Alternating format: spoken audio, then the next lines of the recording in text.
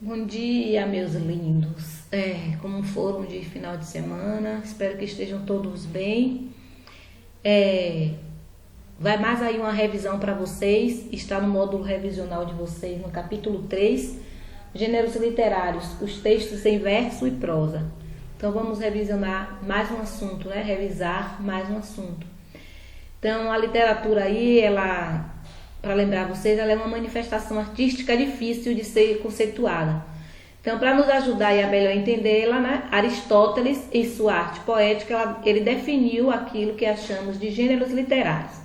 Então, portanto, assim, é interessante observar que a história da teoria dos gêneros pode ser assim contada a partir da antiguidade greco-romana, quando também surgiram as primeiras manifestações da cultura ocidental. Então, vamos lá.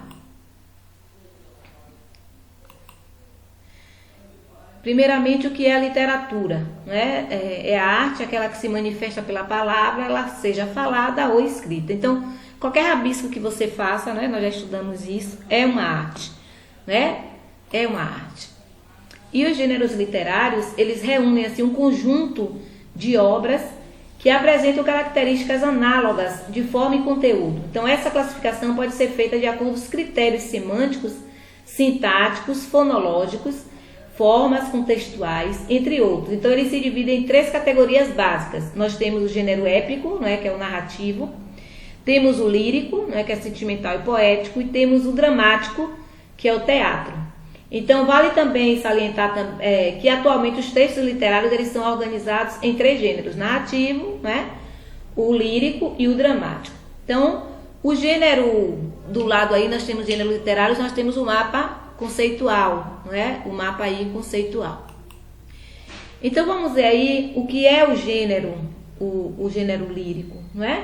Como é que ele se destaca aí, esse gênero lírico? Então os textos do gênero lírico, eles se expressam em sentimentos, emoções, são permeados pela função poética da linguagem.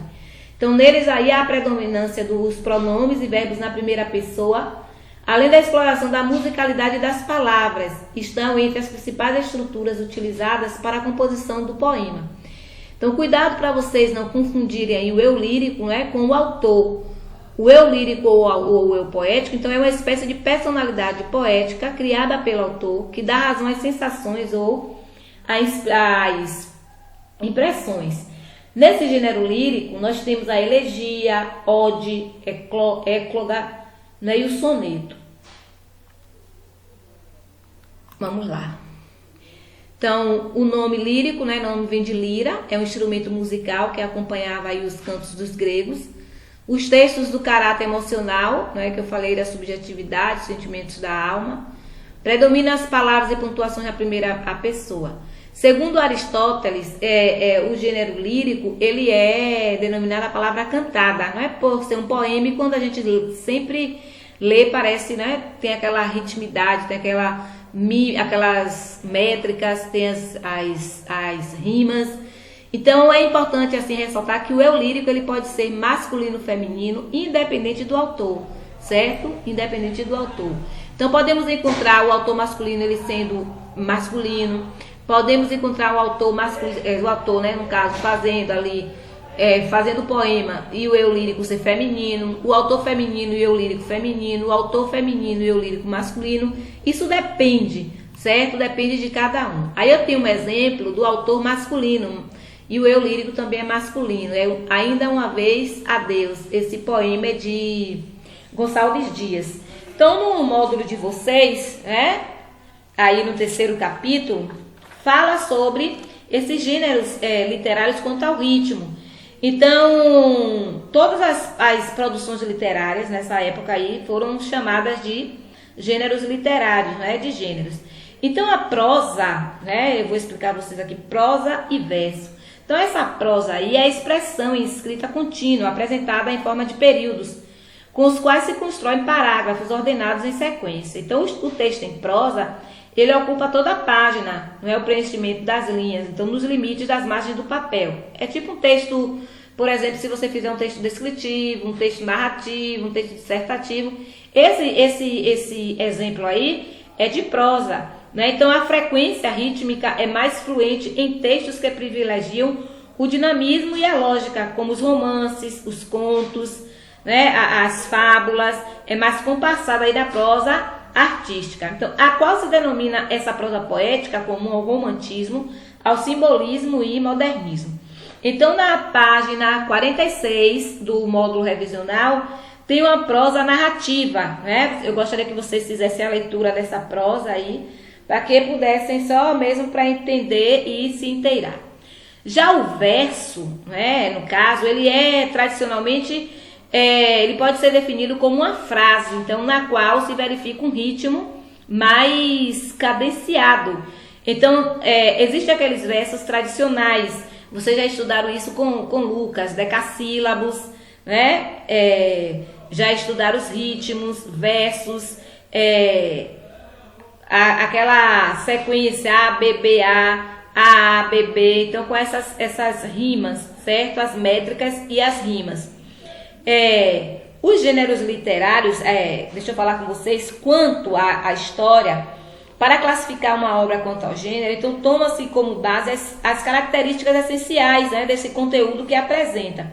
Então, com base nesses gêneros já pré-existentes, os autores tradicionais, eles criam textos artísticos. Aí vocês perguntam, que textos são esses, Pro? Então, aqueles escritores não adeptos das convenções mesclam, né, eles mesclam, transgridem e ultrapassam-se os gêneros. No caso aí, criam-se assim, novas formas de expressão, mais originais. Então, essa significação ampliada exibe aí o gênero híbrido. Então, a classificação das obras literárias com base no gênero, ele não depende necessariamente da forma estrutural do texto, porque há maior relevância para o conteúdo, né? Então, isso aí no gênero, no caso aí dos versos, certo? Eu estou falando aí dos versos. Então, tem a teoria dos gêneros literários, né? Eu vou identificar para vocês aqui na página 48 do módulo. Está mostrando aí o gênero e ao lado as espécies principais, né? As espécies principais. Então, a poesia lírica, na origem, ela é cantada, como eu disse. Então, ela está associada à lira, né? São os poemas líricos. Então, em geral, aí o tema predominante nos poemas líricos tradicionais é o sentimento amoroso, né? Em suas dimensões de mistério, a dor, o prazer, o amor. Então, são expressões aí de lamentos, delírios, prazeres, triunfos do amor e outros, né? E outros sentimentos. Então, com a modernização aí da literatura, o lirismo ele foi redimensionado quanto ao alcance temático. Então, o eu lírico aí se expande para abordar assuntos sociais, políticos, filosóficos, e abandonou-se, assim, portanto, o puro sentimentalismo, não é? Aquelas ações pessoais, lirismo de emoções. E são esses exemplos que vocês viram anteriormente, que é o soneto, o ode, a canção, a elegia, o acalanto, né? O rondó. O que é rondó? Na página 48 tem toda a especificação, certo? Todo o conceito desses poemas aí do lírico. Então, o rondó é um poema de forma fixa, composto em versos de 8 ou 10 sílabas, com uma reflexão frequente entre uma sequência de estrofes. E tem o madrigal. O madrigal é a composição poética sintética para exprimir um pensamento terno ou galante, com ritmo a ser musicado, tá? Então, esse aí é o gênero lírico. Aí nós temos outro gênero lírico, agora o autor é masculino e o eu lírico, ele é feminino.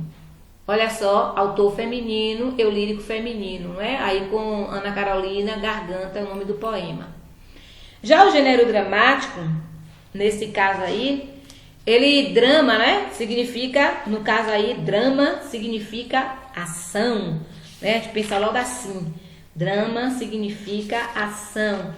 É aquela trama, o que é que vai acontecer nesse termo aí, nesse termo dramático, nesse espaço aí dramático. Então, nós temos aí os textos, eles são feitos para serem, no caso, apresentados. O gênero dramático se efetiva, assim, particularmente, eles quando estão representados no palco. A própria palavra drama já significa isso, representação. Então, as obras literárias do teatro ele tem na estrutura como técnica básica. Então, o discurso direto, no caso, diálogo, pode ser até um monólogo, uma pessoa só falando, não é? Vai ser um gênero dramático.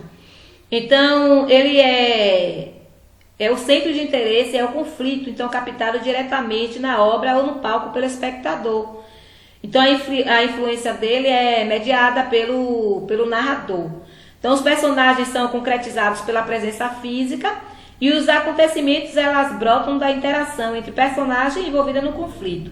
Nós temos aí as principais espécies do gênero dramático na página 62 do livro de vocês, do módulo. Nós temos a tragédia, a comédia, auto, farsa e drama.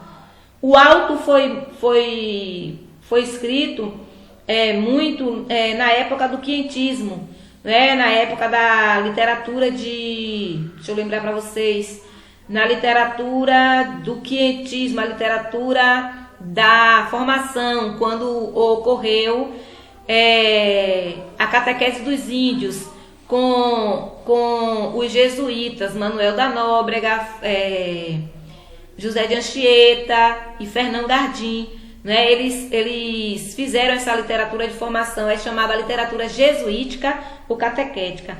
Então aí foi nessa época aí, né, que fizeram esses autos. Então também era uma pequena peça, era uma peça pequena, e esses autos eram relacionados a peças que eles tiravam da Bíblia, certo? Por ser católicos, né, na época, eles faziam isso. Então aí tem também a modalidade sátira, né? No caso aí, a sátira ela merece destaque por quê? Por ela ter assim uma ampla ocorrência na literatura. Então a poesia sátrica da época medieval, que era as cantigas de escárnio, de maldizer, isso aí vocês vão rever também que era do trovadorismo.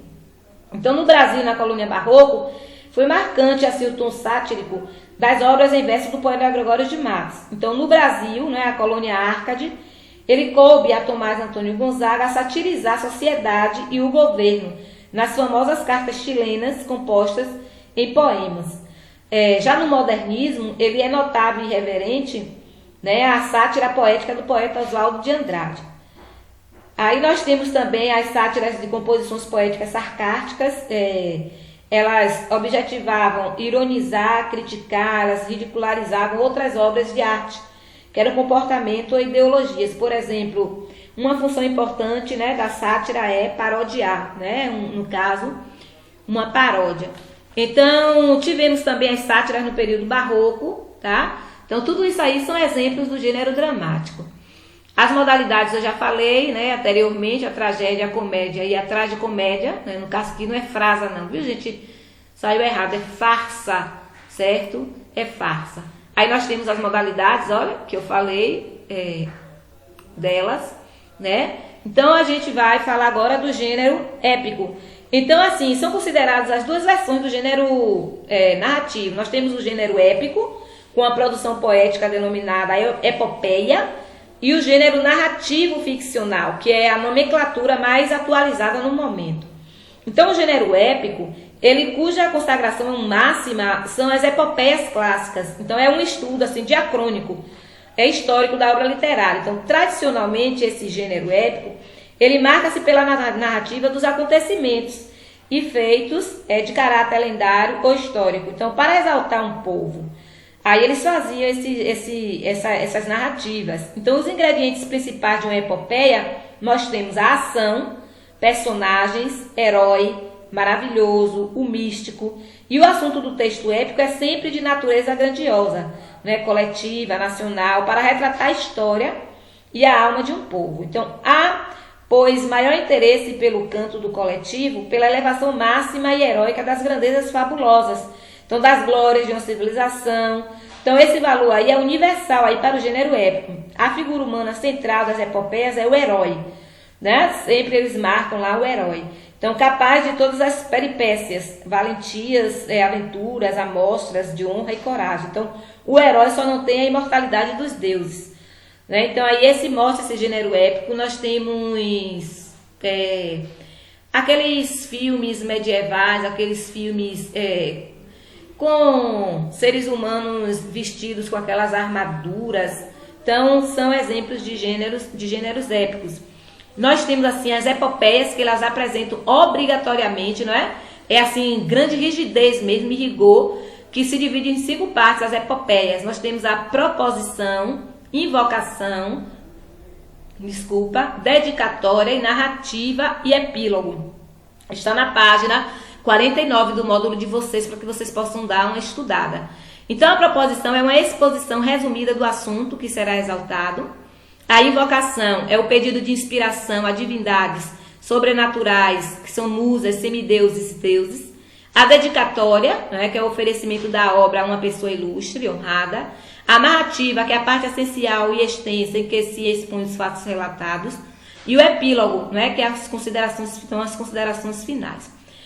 Nós temos aqui um livro também, mostrando aí para vocês os Lusíadas, que é a maior obra poética da história literária do Ocidente, né, na era cristã. Então, sua perfeição formal, bem como a maravilha do conteúdo, são surpreendentes nos 10 cantos narrados.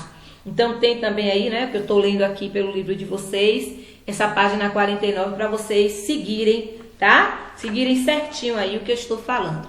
Então, segundo Aristóteles, o épico, nesse caso aí, vai ser uma palavra, né? Vai ser a palavra narrada, né? Quando fala de narrativa, e a gente sabe que a narrativa é aquela que tem enredo, tem clímax, tem narrador personagens, né? Tem os protagonistas, o antagonista, os secundários, né? É a mais antiga das manifestações literárias, certo? Aí tem dizendo quando ela surgiu, né? Que foi quando os primitivos sentiram necessidade de relatar suas experiências. E tem os elementos essenciais que eu falei já, né? O narrador conta a história praticada por outros passados, a história, o enredo, né, no caso, é a sucessão de acontecimentos, os personagens, o tempo, onde foi, o espaço, qual é o local. Então, tudo isso tem que ter na narrativa. Então, nós temos as figuras fantasiosas, pode ser os mitos, as lendas, né, a mitologia grego-latina. As ações são narradas por versos, às vezes temos o poema, que é o épico ou a epopeia. E o gênero narrativo, nós temos as modalidades, que são os romances, as novelas, contos, fábulas, as crônicas, certo? Nós temos aí, nesse caso, essas modalidades. Então, é o seguinte, que eu vou falar agora para vocês. Fiquem atentos, certo? Nos avisos. Então, vocês vão fazer a leitura, tá bom? Vocês vão fazer a leitura do capítulo 3, certo?